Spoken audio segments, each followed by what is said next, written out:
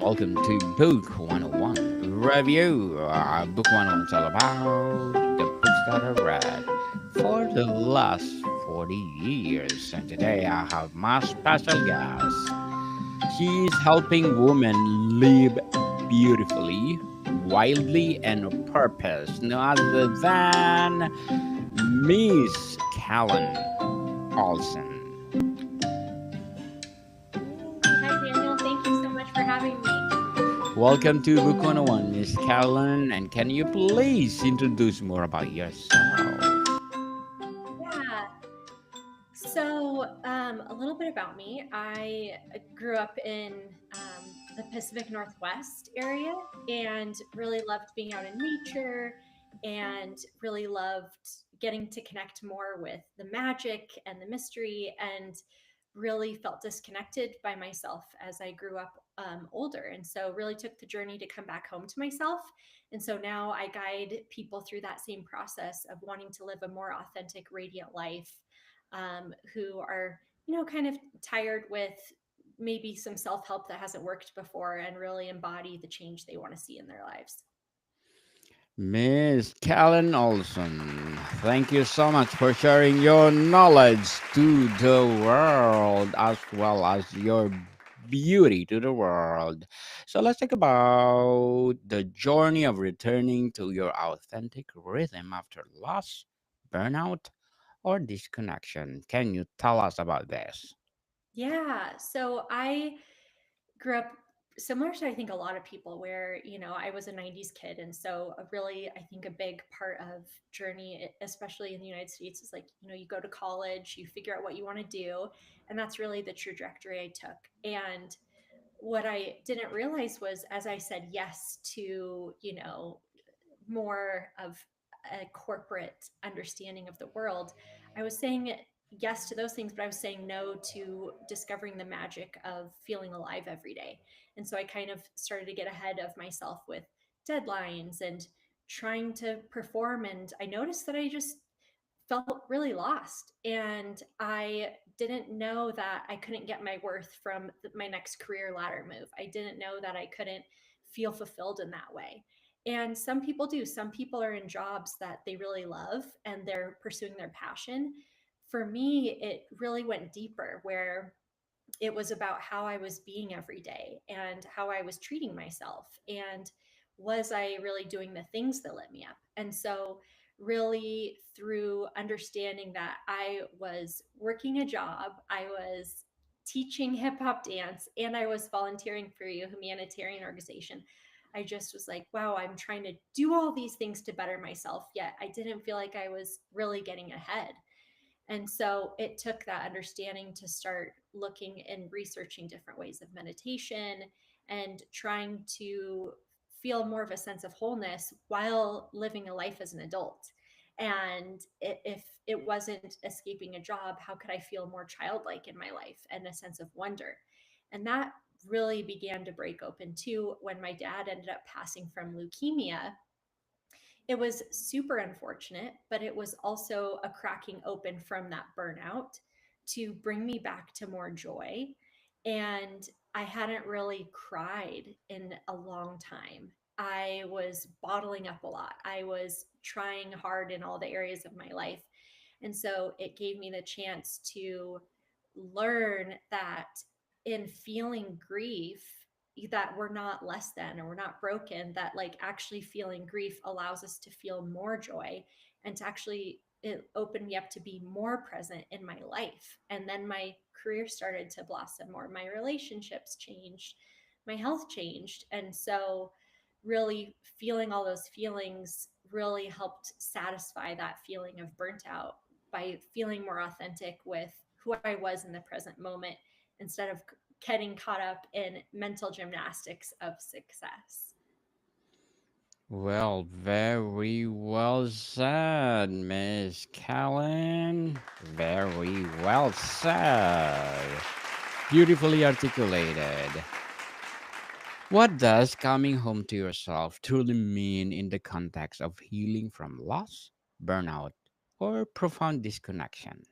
Sure. Well, I first have to say your clapping applause makes me feel really good about myself. Indeed, you deserve it, Miss Callan. You deserve it. Thank you.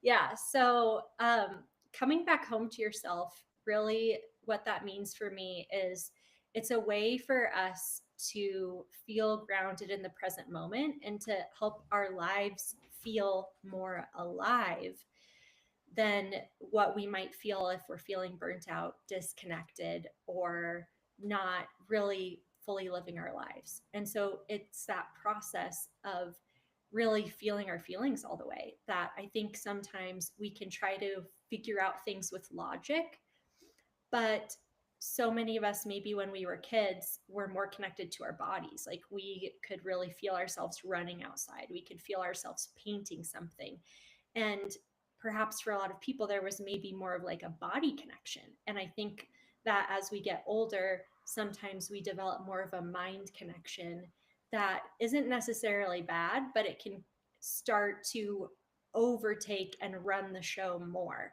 where that's when we start feeling burnt out. And so the process of coming home is about learning the mind body connection of like really feeling your feelings fully. Like if you're upset, instead of trying to logic your way out of it, or what's going on here, how can I fix this, it's like, where does that feeling of upset actually live in my body? And so feeling connected to our emotions fully is a beautiful way to do that. And there's also ways of feeling present in our day. And instead of trying to chase after the to do lists, bringing beauty into our everyday experience can really help us anchor and expand that present moment. So it's interesting because when I started doing this, I noticed my sense of time started to change because I was so caught up with running forward. My days did feel rushed. My time felt shorter. Like you said at the beginning of the call, it was like, oh my God, we're already to Christmas again. But it felt like that nonstop. And bringing beauty into those everyday acts was a way to actually feel like I was expanding time and that my days were able to elongate. And I think that can help us to really feel present, connected to something bigger than ourselves, and to have fun and help with that monkey mind to really bring us back to our present everyday lives. What are the most common signs or whispers that someone has drifted away from your authentic rhythm, often ignored until you become shouts? Sure. I think a big one, and this is true for me, is like, you know, do you feel like, oh my gosh, like this, I keep thinking about this thing over and over again? Is there something that just keeps spinning?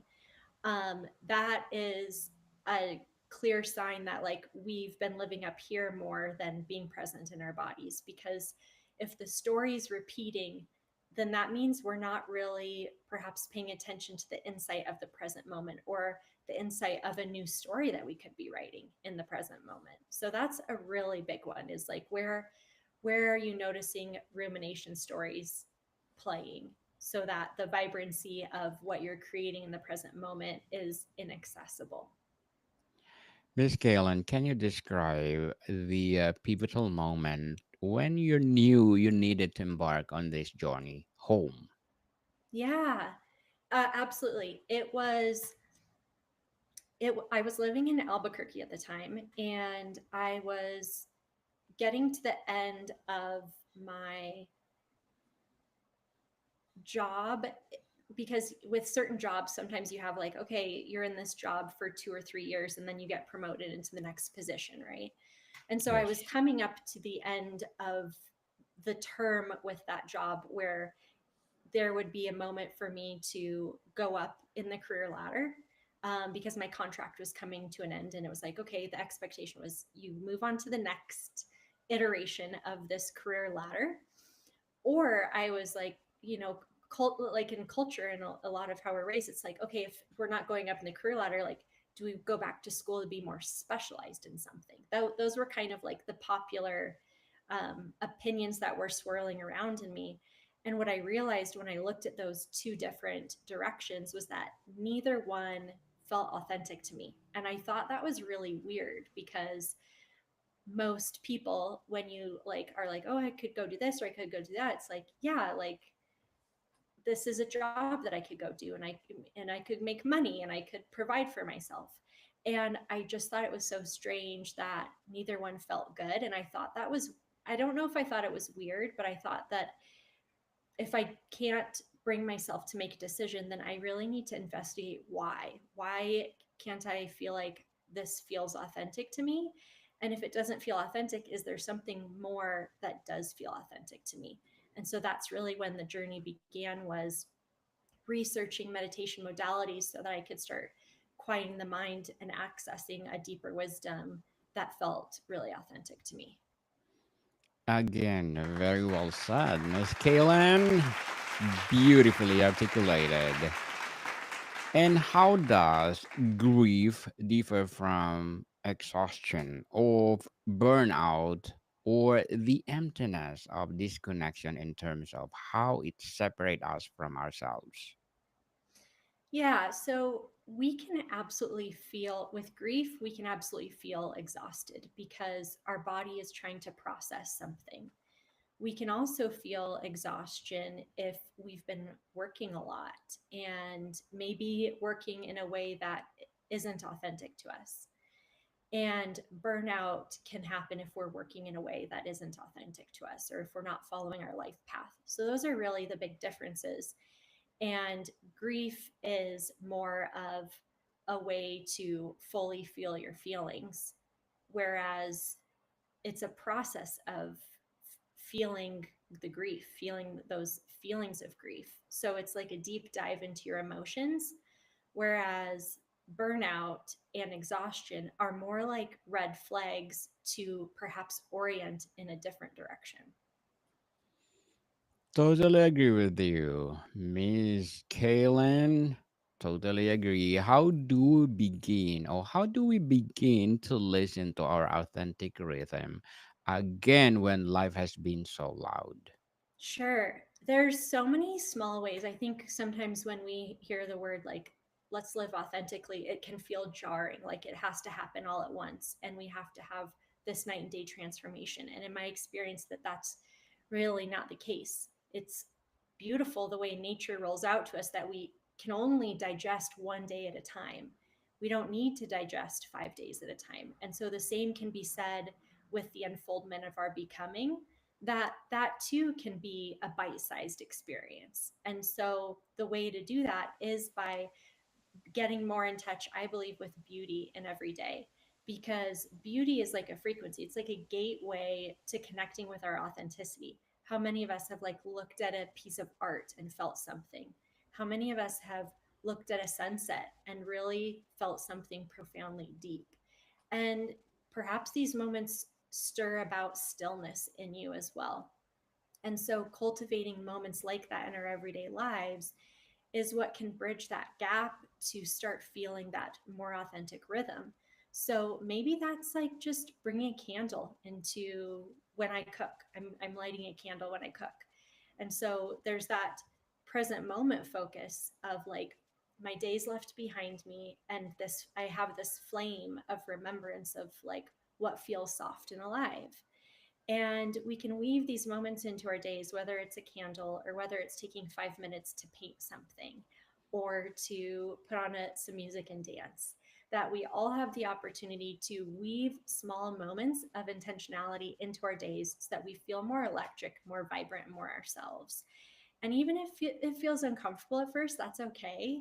But you can even just do it for you. Like you don't need an audience around. And the last thing I'll say here too is that it can be really profound and beautiful to just start your day with beauty, to start your day connecting with yourself, with your breath in the morning, with a warm drink, with a prayer, with breath work, with some journaling. And that can really help the mind dissolve and orient your day where you're drawing from this well of peace instead of responsiveness. And so you're building those pockets of joy, and you're building a muscle just like you would if you went to the gym or you started any new habit.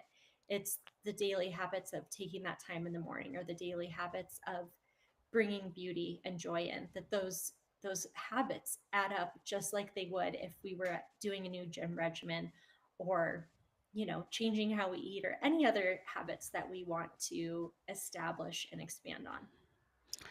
Miss Kalen, how do we handle external pressures, work, family, or societal expectation that seems to constantly pull us away from ourselves?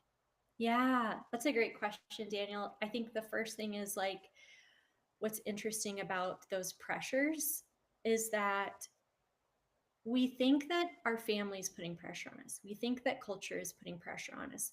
But really, I invite people to dig a little deeper there and see if you're putting pressure on yourself. Are you putting pressure on yourself and you're noticing that same pressure in your family?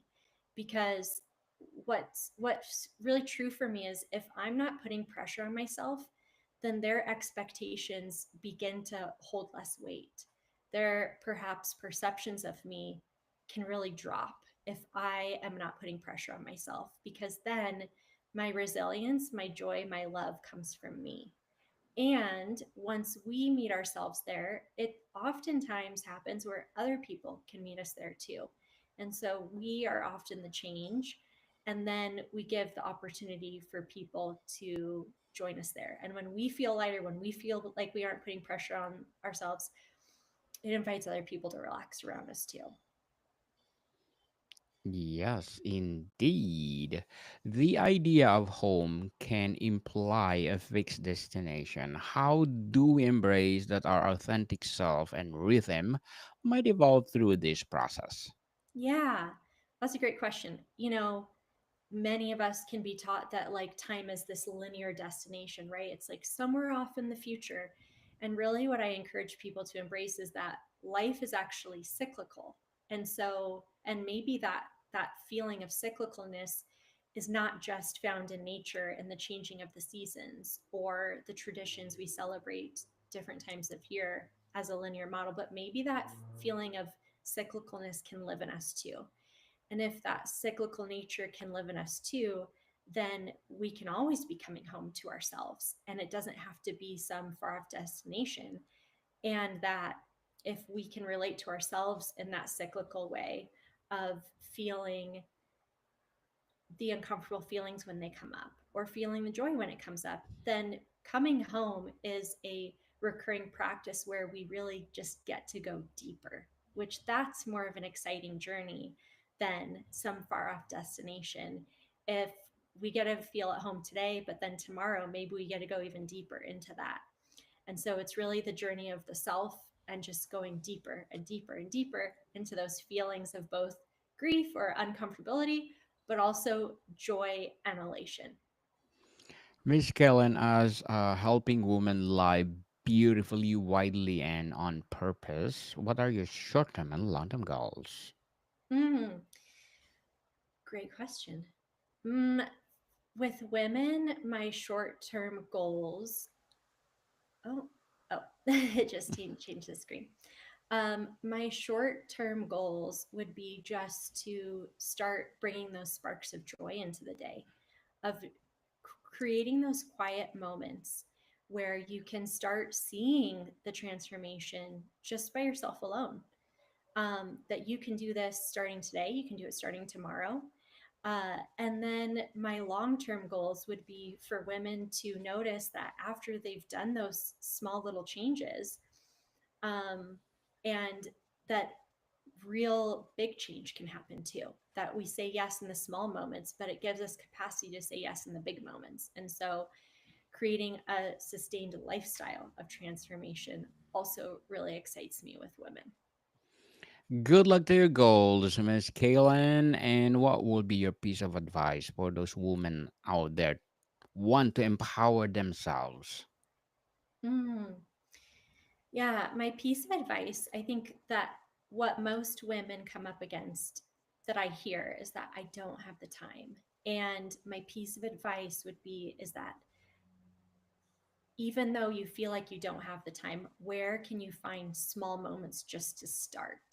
So that it doesn't have to be like you've read the whole book, but like maybe there's a few pages that you want to really play with. And so it can be really, really simple as putting on different music than you've normally listened to, or drinking your coffee outside on the patio instead of inside. And so, where are these small moments where you can bring your full presence and commit to that?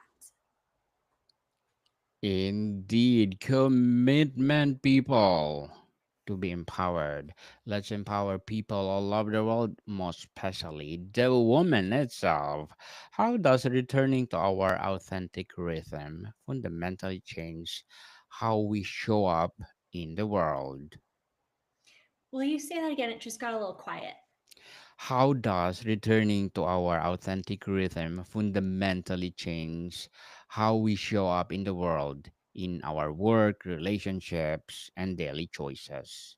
Yeah. So, when I started saying yes to the small moments of like even just tweaking how I was eating in a way that honored myself more, it I started feeling what it felt like to say yes. And it started feeling really exciting. And so, like I said, we think that change has to be this big, loud parade, but it's like, where can you build up those courage of saying yes in the small moments? And how does that feel? And what's that threshold like? And what do you feel like on the other side? And sometimes it can be big scary moves, and that that's okay too. And like, what do you feel like on the other side of that, to maybe challenge yourself to say some big yeses where maybe before you were just saying small yeses. And so coming back home to yourself really is that practice of building up that muscle. And when you start saying yes to yourself, you're really just giving yourself courage for a completely different life. Miss Kellen, before we wrap up our discussion for today, I'm inviting you to please do listen to my other podcast, people. My other podcast, because my abstract essay is already in fifth season, abstract poetry in second season, and of course, my book 101 review in fifth season, comedy 101 in second season, food 101 in fifth season too, geography 101 in its third season, and my baby podcast, Law 101 and mental health. Love Letters in a third season as well, Movie 101 Review and Music 101 in its fourth season, and Science 101 and Sex 101 in each fourth season. Please listen to them wherever you listen your podcast. So, Miss Kalen, if you could offer a piece of essential, actionable wisdom to someone standing at the very beginning of this path, feeling lost or overwhelmed, what would it be? Mm-hmm. Yeah. What's one area of your life that has felt stale or you felt frustration in? And instead of doing it the way you've always done it, how can you do it a little differently? How can you either come at it with excitement and joy of creating a beautiful atmosphere, or how can you change doing it and just do it completely differently? That you don't have to keep doing the same thing over and over. If you've done an old workout before and you don't love it, change it up. Or if, the way that you're going about your business you aren't liking, where do you feel excitement and where can you change it just a little bit, or a lot is fine. um, so that you can start to see that your authenticity matters, and that bringing and building that excitement is what energizes you to create and sustain that change. Miss Kalen Olson, thank you so much for sharing your knowledge and wisdom to the world. So, can we please invite our listeners to support your advocacy itself? Say that one more time.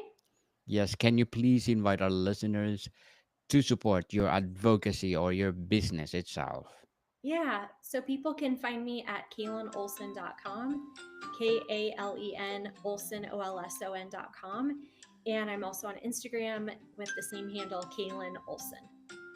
Yes, people, let's support Miss Kalen Olson, because if you support her, more and more and more empowering women to come. So, Miss Kalen, thank you so much for your time. Thank you, Daniel, for having me. It was a blast. Monica, people, see you soon.